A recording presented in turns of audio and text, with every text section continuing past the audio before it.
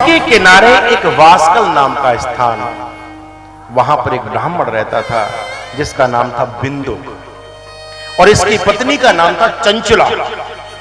दोनों साथ साथ। देखो, भागवत की कथा सुनो, शिव पुराण की कथा सुनो। मैं तो यही अनुभव कर रहा हूं, जो कथाओं को देखा है मैंने, ज्यादातर इसमें मैंने ये अनुभव किया है कि ब्राह्मणों की ऐसी कथाएं ज्यादा हैं इसमें। ब्राह्मणों की कहने का कहीं ना कहीं सूत्र यही है कि सबसे ज्यादा धर्म की नींव को रखने वाला, संभालने वाला ब्राह्मण हुआ करता है। वही जब पतित हो जाएगा तो फिर आगे क्या होगा? जब पंडित जी सुट्टा मारेंगे तो फिर किसी को रोकेंगे कैसे? पंडित जी बैठ करके घिस करके खाएंगे तो रोकेंगे किसको? पंडित जी ही मदरा पान करेंगे तो रोकेंगे किसको? सबसे पहले उनको संभलना पड़ेगा, उनको संभलना पड़ेगा। घर का मुखिया ही पहुआ पिएगा तो बच्चा क्यों नहीं पिएगा? वो भी तो पिएगा। ले, सर्दी हो रही है, पी ले 2 चम्मच। आज सर्दी में पिला रहे हो, कल को कप में लेकर के पिएगा, फिर कौन रोकेगा उसको? है, इसलिए कहा गया है सावधानी चाहिए, सावधानी चाहिए, सावधानी चाहिए। कैसा? बोले समुद्र निकटे देशे ग्रामो वास्कल सुनिए कहा। आहा, एक वास्कल नाम का ग्राम था, वहां पर ब्राह्मण रहता था। और ब्राह्मण नहीं, पूरा गांव कैसा है? बोले बसंत यत्र पापिष्ठा वेद धर्मोज्जिता। आहा हा हा, वहां के जितने भी जन थे, जितने भी मनुष्य थे, वेद धर्म के अनुकूल नहीं, प्रतिकूल चलते थे, उसके बाहर चलते थे। विमार्ग का रास्ता अपनाया हुआ था। सब अधर्मी थे, सबके सब पापी थे, सबके सब पापी थे। बसंत यत्र पापिष्ठा, पूरा गांव ही पापियों का था। एक व्यक्ति कोई पुण्यात्मा नहीं, पूरे गांव में सबके सब अनाचारी, मदराचारी, दुष्टाचारी, सबके सब पापाचारी रहते थे। सबके सब, सबके सब ऐसे ही थे। सब नर काम लोभ रति क्रोधी, देव विप्र श्रुति संत विरोधी, गुण मंदिर सुंदर पति त्यागी, भजहि नारी पर पुरुष अभागी। सबके सब कैसे हैं? बोले सब नर काम लोभ रत क्रोधी, सबके सब क्रोधी, सबके सब कामी, सबके सब लोभी। बड़ी विचित्र स्थिति थी। और क्या बोले? देव विप्र श्रुति संत विरोधी, देवताओं का अपमान करने वाले, देवताओं का विरोध करने वाले, श्रुतियों का, वेद का विरोध करने वाले, संतों का विरोध करने वाले। आहा हा, ऐसे लोग रहते थे। और ऐसे आजकल भी धीरे धीरे पैदा होते ही जा रहे हैं। आप देख रहे होंगे, आपने वीडियोस बहुत सारे देखे होंगे। कोई रामायण पे उंगली उठा रहा है, कोई हनुमान चालीसा पे उंगली उठा रहा है, कोई संतों पे उंगली उठा रहा है। अरे क्या है मूर्ति वूर्ति में, क्या है? हम नहीं मानते इन सबको, हम नहीं मानते। जब तक पैसा, देखो एक चीज और आपको बताएं, जब धन नहीं होता है तो भगवान के हाथ जोड़े जाते हैं, प्रभु कृपा करो, प्रभु कृपा करो, प्रभु कृपा करो, प्रभु कृपा। नित्य व्यक्ति मंदिर जाता है, नित्य नियम से पूजा पाठ करता है, धन नहीं होता, जैसे ही पैसा आया धीरे धीरे मंदिर छूटता है, पिटी पार्टी शुरू हो जाती है, वो क्लब जाने लगता है, फिर वो इधर उधर जाने लगता है, और वो फिर उल्टे सीधे, फिर वो भगवान से ही दूर हो जाया करता है, प्रभु से दूर होता है, इधर उधर जाने लगता है, भटकने लगता है। हम नहीं मानते भगवान का खाने के लिए दे जाएगा, और कोई झटका लग जाए, सब कुछ चला जाए, फिर भगवान याद आ जाता है, अरे प्रभु गलती हो गई, हमसे तो क्षमा कर दो। फिर ऐसी वृत्ति बन जाया करती है। इसलिए प्रभु का विस्मरण नहीं करना चाहिए, सदैव स्मरण करना चाहिए। ठाकुर के प्रति सदैव प्रेम रखो, श्रद्धा रखो, उनकी कथा में रुचि रखो। कैसे लोग हैं? बोले सबके सब पापी हैं, धर्म का पालन करने वाले नहीं हैं, धर्म के विमुक्त जीवन जीने वाले हैं। और क्यों जीते ऐसा? बोले इसलिए जीते हैं कि मैन मुखिया ही गलत है। वहां के पंडित जी पौवा लिए घूम रहे हैं तो वो कैसे नहीं घूमेंगे, वो कैसे नहीं जाएंगे?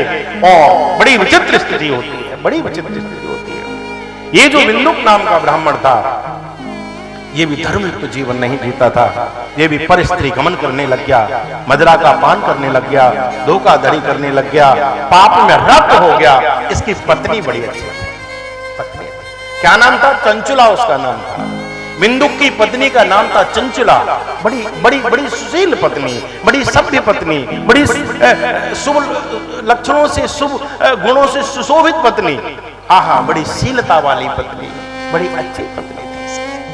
भागवत में प्रसंग आता है, आपने कथा सुनी होगी, याद होगी, बहन जी को तो शायद याद होगी। धुंधुकारी की जो माँ थी, धुंधली, आत्मदेव की जो पत्नी थी वो टेढ़ी चलने वाली थी। आत्मदेव जी ठीक थे, लेकिन यहाँ पे पति देवता टेढ़े चलने वाले हैं, पत्नी देवी अच्छी है, ठीक ठाक है।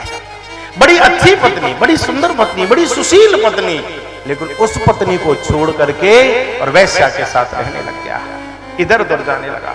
और कितना समय व्यतीत हुआ भैया, संगति का बहुत बड़ा प्रभाव आता है।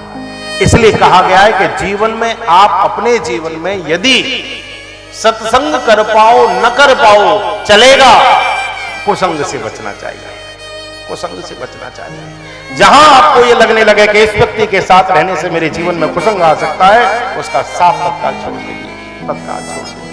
सत्संग प्रभाव जीवन में दिखाता है कि नहीं दिखाता है, इसकी गारंटी नहीं, लेकिन कुसंग जरूर फलित हुआ करता है। इसलिए गलत व्यक्ति का साथ मत करिए, गलत व्यक्ति का साथ मत करिए। घर में ही कुसंग हो रहा है, पति दूसरी स्त्री के साथ रमण कर रहा है, नित्य इस चीज को देखती है, सोचती है क्या करूं क्या करूं क्या करूं, और समय के साथ साथ वो भी बदल गई और उससे भी उसके जो चरण थे, जो कदम थे, वो भी डगमगा गए और वो भी अपने धर्म का पालन नहीं कर पाई, वो भी पतित हो गई, पतित। वो भी दूसरे पुरुषों के साथ में रति करने लगी, प्रीति बढ़ने लगी। आहा, पति वंचक पर पति रति करही, रोरब नरक कल्प सत्य परही। रामचरितमानस कहती है कि स्त्री को अपना धर्म नहीं छोड़ना चाहिए। इसलिए क्या कहा जाता है पत्नी को? धर्म पत्नी। कोई धर्मपति सुने? कोई सुने? नहीं, धर्म पत्नी। इसलिए कि धर्म देवी के द्वारा, स्त्री के द्वारा, हमारी गृहिणी के द्वारा धर्म जीवित है। वो धर्म की ध्वजा को धारण करने वाली है। वही केले पे कलावा लपेट देगी, पत्नी गाय को लोवा जाकर के दे देगी, सत्यनारायण की कथा सुनने चली जाएगी, कहीं ना कहीं कुछ न कुछ करती रहती है, धर्म जीवित रहता है। बड़ी शुभ लक्षणा, बड़ी सुंदर, बड़ी सुशोभ, बड़ी अच्छी पत्नी थी इसकी, लेकिन उसके भी कदम डगमगा गए, डगमगा गए। और एक दिन जब इसने अपनी पत्नी को किसी परपुरुष के साथ देखा, एकदम भयंकर क्रोध में आ गया, एकदम भयंकर क्रोध में आ गया, हाथापाई करने लगा, मारपीट करने लगा, ऊटपटांग बातें बोलने लगा, कटु शब्द प्रयोग करने लगा। और जब ऐसा आकर के बोला है, एकदम पत्नी चरणों में बैठ गई और चरणों में बैठ करके चंचला कहती है, भगवान प्रतिदिनम कामम रमते वैसया मां विहाय स्वपत्नीं च युवतीं पति सेविनी। भगवान प्रतिदिनम कामं रमते वैसया। हे पतिदेव, हे मेरे प्राणाधार, आप मुझे मारते हो, आप मेरे साथ ऐसा व्यवहार करते हो, कभी अपने आप को आपने देखा है? आप क्या कर रहे हैं? बोलो, कौन सी कमी रह गई थी मेरी सेवा में? कौन सी कमी मैंने छोड़ी थी? कौन से धर्म का पालन नहीं करती थी? क्या आपके माता पिता की सेवा नहीं की? क्या आपकी सेवा नहीं की? क्या आपके परिवार को ठीक से मैंने चलाया नहीं? क्या घर गृहस्थी का वजन मैंने उठाया नहीं? बताइए, कौन सी कमी मैंने छोड़ी? क्या मैं रूपवान नहीं हूं? क्या मैं गुणवान नहीं हूं? क्या मैं सुशील नहीं हूं?